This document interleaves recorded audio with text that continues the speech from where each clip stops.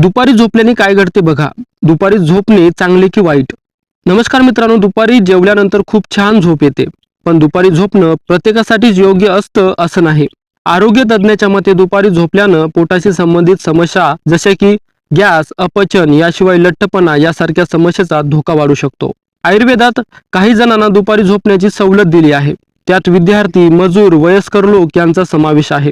तज्ज्ञाच्या मते दुपारी power nap घेणे ठीक आहे, परंतु यामुळे रात्री झोप न येण्याची समस्या देखील होऊ शकते. अभ्यासानुसार सुमारे 70% लोकांना दुपारी झोपण्याचा फारसा फायदा होत नाही.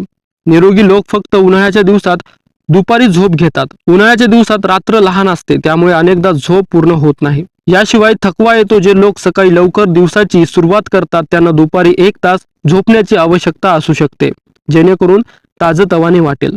मित्रांनो, अशीच माहितीपूर्ण व्हिडिओ पाहण्यासाठी आम्हाला नक्की फॉलो करा. धन्यवाद.